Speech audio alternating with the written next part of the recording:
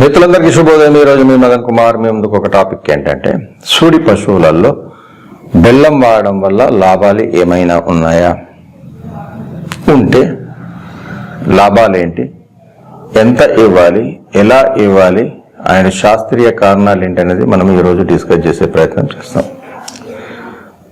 పాడి పశువులు చూడు కన్ఫర్మ్ అయిన తర్వాత అది పాలు ఇస్తూ సూడి ఉంటున్నట్టయితే దానికి అధిక పోషకాలు అవసరం అవుతాయి. అంటే ఏంటి, దానా, పచ్చిగడ్డి, ఎండుగడ్డి పాలకు ఇవ్వాలా, దాని శరీర నిర్వహణకు ఇవ్వాలా, అలాగే దూడ ఎదుగుదలకు కూడా ఇవ్వాల్సి వస్తుంది. అలాంటి టైంలో ఆ పాడి పశువు ఒత్తిడికి లోనై చాలా స్ట్రెస్ఫుల్గా లేదా నీరసించిపోయే అవకాశం ఉంటుంది, లేదా పాల దిగుబడి తగ్గే అవకాశం ఉంటుంది. అలాంటప్పుడు మనం బెల్లం ఒక పద్ధతి ప్రకారం వాడినట్టయితే డెఫినెట్గా మంచి రిజల్ట్ ఉండే అవకాశం ఉంటుంది. ఉదాహరణకి మనం ఇవాళ సెమన్ చేశాము, మళ్ళీ ఎదగ రాలేదు, 3 నెలలకు చెక్ చేయించాము, సూడి ఉందని చెప్పి కన్ఫర్మ్ డాక్టర్ గారు చేశారు. అప్పటి నుంచి ఒక పద్ధతి ప్రకారం బెల్లం వాడితే డెఫినెట్గా మీకు మంచి రిజల్ట్ ఉంటుంది. పద్ధతి ప్రకారం అంటే ఏంటి, ప్రతి మొదటి 20 రోజులు రోజుకు 50 గ్రాముల బెల్లము దానాలో కలిపి ఇచ్చినట్టయితే చాలా బాగా మీకు లాభాలు ఉంటాయి. మళ్ళీ 10 రోజులు బ్రేక్ ఇవ్వాలి, మళ్ళీ 20 రోజులు, ప్రతి 10-20 రోజులు ఇవ్వాలా, 10 రోజులు ఆపాలా, అట్లా లాస్ట్ మంత్ వరకు అలాగే ఇవ్వండి.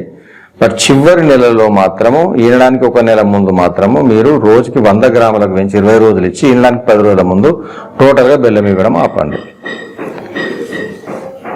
మరి ఎందుకు అసలు ఏమి ఇంత బెల్లము, ఇంత మ్యారథాన్గా బెల్లం ఇవ్వడం అనేది అవసరం ఏంటి అనేది మనం చూసినట్టయితే, ఇవి ఇన్స్టాంట్ ఎనర్జీ. అంటే ఏంటి, ఇందులో మినరల్స్, కొన్ని విటమిన్స్ కూడా ఉంటాయి. అన్నిటికన్నా మెయిన్ ఏంటంటే ఇది ఇన్స్టాంట్ ఎనర్జీ. అంటే ఏంది, రూమెన్లకు అరుగుదలన్నీ కూడా అరల పొట్టలో కదండి. మీరు ఏదన్నా ఇవ్వండి, అరల పొట్టలో అరుగుదల జరిగి దానికి పోషకాలన్నీ అందాలి. అంటే ఏంది, పాలు ఇచ్చినట్టయితే పాలకు కావాలి, అండ్ దాని యొక్క శరీర నిర్వహణకు కావాలి, అండ్ దూడ పెరగడానికి కావాలి. అంటే ఏంటి, అరల పొట్టలో ఉన్న మైక్రో ఆర్గానిజమ్స్ చాలా ఆరోగ్యంగా అత్యధిక సంఖ్యలో ఉన్నప్పుడు మాత్రమే ఇది సాధ్యమవుతుంది.